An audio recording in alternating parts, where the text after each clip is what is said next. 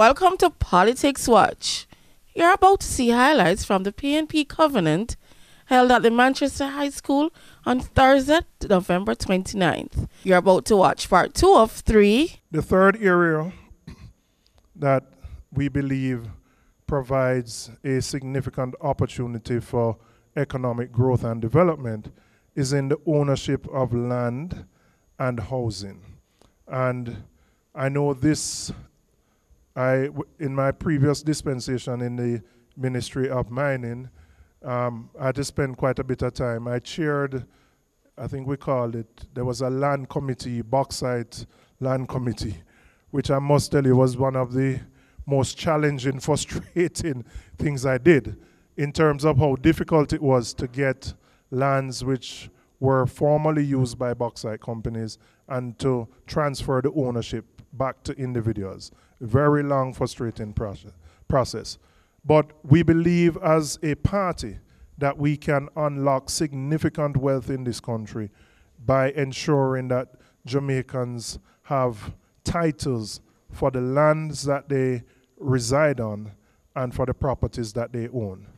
There are, I would say, the vast majority of Jamaicans who live on lands that they would have been passed down from generation to generation.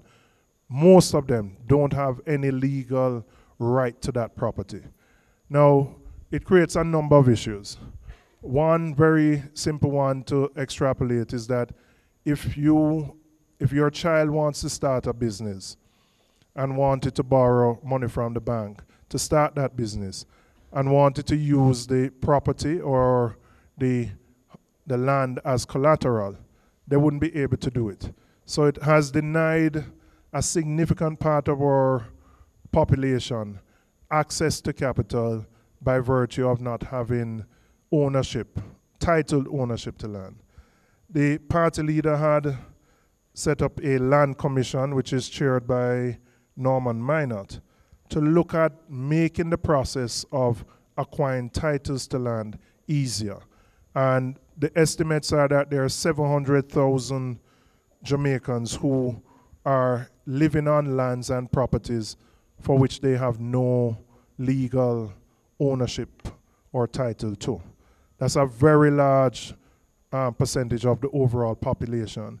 We are committed to putting in place a land commission or authority that will make it easier for persons to acquire the land, as long as they can prove that they are the legitimate owners.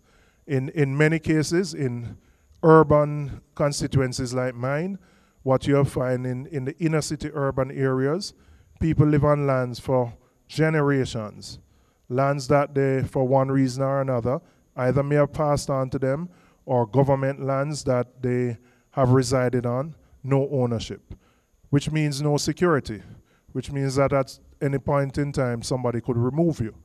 So we believe ensuring that access to titles for lands is easy and easier than what exists now can unlock significant wealth and provide security for a large number of Jamaicans. With land is the issue of home ownership, which still remains elusive for a lot of Jamaicans. And I had this debate in our executive just recently. NHT is commencing a development in my own constituency on Ruthven Road. And the units are going to go for between 18 to 22 million. So I said to the contractor, and I mean, we were having a discussion because it's really not his fault, and he turned around and said to me, really, you need to fix it as the policymaker. But I said to him, at that price, who would be able to buy these units? And I said, well, if you take, in a best case scenario, 2 professionals who have jobs, who are working, they still wouldn't be able to put together, even if they got the full NHT benefit and acquire it, unless they were able to access that deposit. And so part of what we are committed to doing, and there is a discussion to look at how we can reform the NHT, and there's a paper that has been put out on it, is a commitment to ensuring that home ownership is accessible. There's nothing wrong with the fact that a property costs 18 to 22 million. It's in the middle of New Kingston and property prices are high. But the reality is we are not going to get ownership from the people who really need to buy those homes. The persons who will buy it are persons who are what I would call investors who have the resources to buy it, and then they will rent them to the persons who really need to buy it. So they will be taken because there's a demand for properties within that area, but certainly not targeting the people we want who need homes. So our commitment is to ensure that home ownership becomes affordable. And that means looking at reform of the NHT to ensure that contributors, there are many contributors, particularly those at the lower end, who can't qualify for homes and who simply don't have enough resources and who live in conditions, certainly in many of the inner city communities, conditions which contribute to what I would call antisocial behavior and many of the other problems that we face. So we believe the issue of land and home ownership is critical to, one, unlocking a significant part of our economy, but also providing security of tenure for persons who reside on these properties. The next area that I want to focus on relates to how we plan to facilitate access to credit for entrepreneurs. And that has been a big challenge for persons who want to start businesses, but who are constrained by not having money. And our traditional sources of funding for persons who want to start businesses is to go to a bank and borrow. But the challenge with that is without the collateral and without some kind of security, it's very difficult to get access to the resources. We believe that funds which are in dormant bank accounts, and there are billions of dollars currently that sit in dormant bank accounts, can be put together in a fund which can be made accessible to entrepreneurs and which can be used to secure loans that entrepreneurs would want to have. So the thinking is that when a bank is reluctant to lend because they don't want to take on the risk, they will lend to buy a car.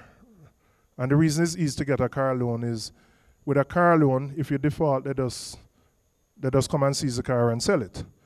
With a business, it's a little harder, particularly more and more businesses in the services economy which don't have tangible assets. So the fund would provide security for financial institutions to provide credit to persons who want to borrow money for their own businesses. I would say for entrepreneurs, access or the lack of access to credit is probably one of the biggest impediments to growing businesses. And if you look at any economy, and particularly our own economy, it is small and medium-sized businesses that will prove to be the greatest drivers of employment and wealth creation. What has happened in the world is that we continue to have growth in many areas, but growth doesn't necessarily equate to job creation. Because as technology has advanced and continues to advance, companies are using more and more technology to replace what individuals used to do. And it is part of why we have to ensure in reforming our education system that we produce individuals who can compete in the world that exists. The BPO industry, which is growing here in this part of the world, this part of the island, plus many other places, is going to be challenged by the growth in technology and the extent to which some of the lower level menial jobs may just move to technology. Instead of having someone answer a phone, and it has started, it can be very frustrating when you call certain companies and you don't get somebody and they just tell you to press 1 for this, press 2 for that, press 3 for that. And it's extremely frustrating if you really want to talk to somebody. But the technology, in particular artificial intelligence, will make it easier for companies to use technology to solve problems that humans can solve, which is even a greater imperative for us to ensure that our students leave school with critical thinking skills and other skills which allow them to compete. But to facilitate entrepreneurs having access to the credit, we believe the funds in the dormant accounts can be used for that. Agriculture is one of the areas that provides the greatest, in our view, opportunity for growth. If you take just one area, if you look at tourism and the linkages to agriculture, we spend over $1 billion on an annual basis importing agricultural produce for our tourism industry. $1 billion annually. And attempts have been made from successive administrations to facilitate backward linkages. But if you could substitute even a quarter of that and get local farmers producing what we import, you could have significant growth in our agricultural industry. And we believe there are products that we produce primarily for our own food security. It is imperative that we produce more of these products and depend less on imports. So we're committed to building an agricultural sector which can be globally competitive and which allows small farmers, many of whom operate in our rural areas, access to the credit, the technology, and the expertise to survive in the industry. The next area that I want to focus on is the management of crime and violence. And the former minister is here, and he emphasized treating crime in the same way that you would treat a health-related issue or epidemic. If you look at all the numbers, in spite of the boasting of a reduction in crime, even what they will end up with at the end of this year is significantly more than what they left when we left office in 2016. This government has not done well at managing crime and have substituted using zones of special operation and states of emergency as a way of managing crime, which keeps a lid on it temporarily, but we are now seeing the cost and the price of that lid in terms of the infringement on the human rights of so many Jamaicans. So we believe that there has to be a holistic approach to how we manage crime, which includes better intelligence gathering on the part of our police force and ensuring that they are better trained and equipped. And we again have seen how the disastrous approach the government took with, for example, acquiring motor vehicles for the police. I had a complaint, I don't know if Councillor Swaby got it too. I mean, we have a Vineyard Town police station has had a vehicle for 3 months and the landline has been out for an extended period of time. I mean, simple things like that makes a difference in terms of the level of crime in that community. We don't have murders there, but almost every week we have 2 or 3 robberies, and they are armed robberies. And you call the station and the policeman, they just tell you they can't respond, all right? Because somebody had a bright idea that they should go and acquire used cars, which were nobody has ever done in the history of the world.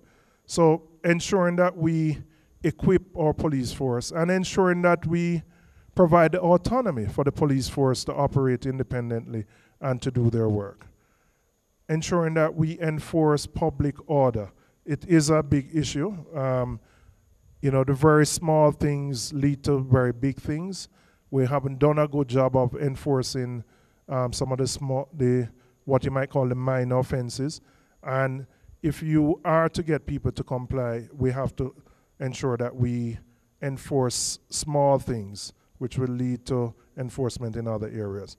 But we believe fundamentally that policing alone is not going to solve crime, that you have to commit to a transformation which begins early in the lives of each and every Jamaican. There's obviously an issue that we have with a high propensity to resort to violence to resolve conflicts. It is, I don't know where it stems from, but it is unfortunately a sad reality of Jamaican life. And we're committed to having a Ministry of Community Development and Social Transformation, which focuses on strengthening the family unit to improve personal discipline, and to build a more caring home environment. When I was listening when I was coming here to the commissioner who was talking about the 100 or so young persons who have been detained in the state of emergency. And it was a sad commentary. He was talking about a 13-year-old who is wanted for murder, the 16 and the 17-year-olds. Of the 100, he said there were about 60 or 70% of them who were wanted for very serious violent crime. And these are all youngsters under 17 years old. And so when you get to a point like that, it speaks to what is the background, what is the home environment that these youngsters have grown up in. And so the policing is one aspect of it, but you want to be in a position where you can transform these minds before they start to act out. And so we committed to the Ministry of Community Development and Social Transformation, ensuring that youngsters attend school, that there are positive values and attitudes that are inculcated, is something that our former party leader, Comrade P.J. Patterson, started. It died, but it is needed even more and more today. The format in which that would be done is something that we have to discuss. But too many of our young people, who, particularly young men and boys, are being socialized in a way that at a very young age they become criminals. And just locking them up and policing them is not the solution alone. You can't tell me that a youth at 15 or 16 is irredeemable. No. Something is wrong in our society when so many of them at 15 or 16 believe that their only pathway is to become criminals. So we have to be committed to fixing it at an early stage so you can rely less on policing. And then the final area, and I'm summarizing because I'm more interested in hearing the feedback, is ensuring that all Jamaicans have access to quality health care. And we believe that we must provide state-funded, and I'm deliberately using the term state-funded and not free, because there's no such thing as free. If the user doesn't pay for it, somebody else has to pay for it. So when I say state-funded, it means in cases where the user doesn't pay, the state will cover the funding of it. And they are for the most vulnerable. And the most vulnerable will include our children, our elderly, the indigent, and the disabled. And we are committed to state-funded health care for those persons in that category. We believe that we should provide universal health care through a national health insurance scheme. There are individuals right now who have private health insurance, but they go to public hospitals and public clinics to get service. And then it deprives individuals who don't have private health insurance of access to the same facilities. We believe and we are committed to having a national health insurance scheme which will allow all Jamaicans to have access to quality health care. Just earlier this week, in my own constituency, I participated in the opening of a national cancer care facility, which really was the brainchild of our former Minister of Health, Fenton Ferguson, which has the most state-of-the-art radiation and cancer care equipment, which will, one, provide access to many Jamaicans who simply can't afford radiation and chemotherapy and the other things, but also significantly reduce the waiting time. I don't know how many people know there are just, sadly, many persons don't make it simply because they are on a waiting list of a year or 2 years. And by the time they are supposed to be treated, they haven't survived. So we are committed to providing the best health care possible through a national universal health insurance scheme. Those are some of the areas. I haven't gone through every single thing. We have this is a one-page flyer that I'm reading from on my phone, which we'll get and have circulated so that you can have an opportunity to look at what we're proposing, to understand what we would do as an administration, and to give you an opportunity to provide the feedback that we're looking for. So I'm going to close here, and then I'll open it up to discussion, and we can talk about some of the things that we raised. Thank you. Our General Secretary representing the Covenant, Comrade Julian Robinson. Give him another round of applause, please. As Comrade Robinson said, that's a shortened version of the Covenant, and now we're going to go into a segment where you participate. But before I do that, I turn over to Comrade Leighton Morrison. I want to recognize some comrades who have come. You see, the room is almost filled to capacity. And I want to recognize some people who are see the comrades from Southeast St. are now arrived. I want them to stand, led by Comrade Dr. Dwayne Spence and his team, members of the executive, member of parliament in waiting. Comrade Leighton from the great Myersville division is also here. I see Comrade John Murray and all the comrades here from Southeast St. Give them a round of applause who are here. I want to big up my good friend, Comrade Heather Robinson, former member of parliament, driving all the way from Kingston with her friend. Comrade Robinson, welcome to cool Mandeville. I see a man who supports his member of parliament, former deputy mayor of Kingston and the minority leader now. He's worshiping waiting. Comrade Andrew Swaby from the Vineyard Town division is also here from Region 3. And naturally, he's a Region 5 man born in a Black River. I want to welcome Comrade, I don't know if most of you would have seen, but the new kid on the block also, just like myself, in the Manchester Parish Council. He's also the deputy mayor now, Comrade Kennedy, the man with a good political name from the Maigoli division, is also here. And I'm going to, say a little bit because I can't say it. I look around the things and I can't say it. I want to welcome Comrade McNamee, principal of the Broadleaf Primary School. Welcome, principal. I can say that proudly. I don't know if I was missing anyone, but comrades are welcome again. And I'll turn over now to Comrade Leighton Morrison, where you can now feed your questions. Comrade Bunting. Comrades, I want to start off on the point raised by Councillor Leighton Smith for the Myersville Division on the bauxite issue.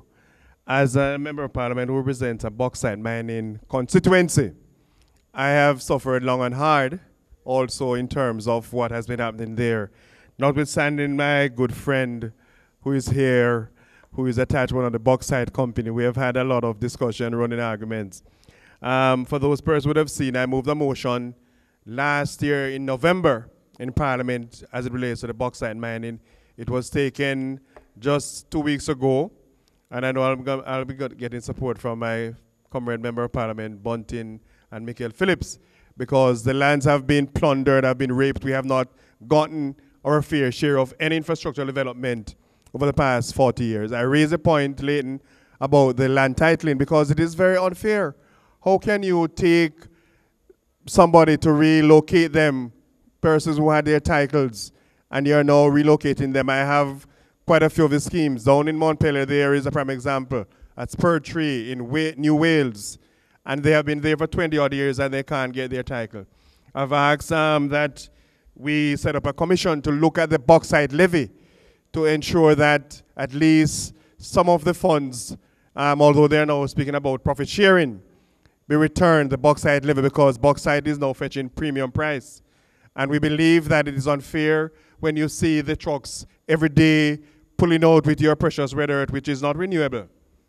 And after they have mined a particular area, they are gone, and they have left the place in holes. And what do they get? Mr. David, my friend, I am not putting you on the spot, but I'm just speaking as somebody who has been getting a lot of battering as it relates to bauxite mining in South Manchester and in other areas. And so we need to look at it when we get back into power. We need to see what can be done to fast track these issues and ensure that our people are protected. The other issue I want to touch, Comrade Jensek, has to do with the housing schemes in a number of our constituencies, where the citizens who are living there, they are not treated as fish or fowl. Right now we are having the Christmas work program, And many of us are, based on the stringence of the situation, we are not able to allocate funding into these housing schemes, whether for road patching, whether for bushing. And many of these are our civil servants, our comrades, who support us very hard. And we need to look at it to see what can be done as it relates to doing something for these persons. They're not asking for much. They don't want handout. They just want their roads to be bushed in the schemes. They want the roads to be fixed. But during this time, our hands are tied as members of parliament. I don't know if you are having a similar problem as it relates to housing schemes and what can be done to alleviate the situation for these hard-working comrades. Most of them are comrades in our constituencies. My good friend and brother mentioned the fact about the kitchen gardens, I would want to term them. Formerly, when Dr. Ferguson was in charge of 4-H, before he went over to health, we had kitchen gardens being established in all our schools. We had persons coming out in the schools explaining the benefits that are derived from the kitchen gardens. That program seemed to have died. And you rightly said that our children are not being encouraged, and that's why our young people are not branching off into farming. And they are stuck with the imported salty items coming in from Bermuda and those Caribbean islands. And it is not healthy for them. And as a result, we're having a number of our children coming down with lifestyle diseases. Children as young as 10 and 12 have diabetes, have kidney diseases. And that should not be at all if they were eating properly. And so when we get back in the power, we need to get back full speed ahead with the kitchen garden program so we can have our young persons seeing that farming is a useful and a productive way of making life. We saw this afternoon, Comrade Brown and myself were at a function in New Forest where the Chase Fund built a school which was handed over this afternoon by Billy Heaven, and the Minister of Education was there, and all he was doing was pontificating and jumping up and speaking about things which have not happened. The schools that are on the shift program, which we were on a program to remove them, would have finished removing the program, Ronnie, would have finished removing those shift schools by this year. They have dropped the ball, and a number of the schools are still on the shift program, giving the students half a day, not productive learning time in the schools. We are committed to that at the People's National Party to ensure that the schools that are still on the shift are removed from the program there. He said nothing about early childhood, and we were appalled to know that while he was opening an early childhood institution, he did not speak anything about the way forward. And so you will see that their commitment to education is really lacking. They have introduced a PEP, which many of the parents who are here are going to be impacted. It's a disaster. He is comparing near mastery with mastery. And as I said on Monday night, he has fudged the figures to give a false impression. The schools, the parents, the teachers are frustrated. Many of them can't come out and say anything at all. They are afraid of victimization. But we're going to have to continue to be that voice for the parents and to ensure that the education system gets back on track. And the People's National Party is a party that has done it before and will continue to do a good job in rescuing our country as far as education, housing is concerned, agriculture, you name it. We're committed to those programs there. Thank you, comrade.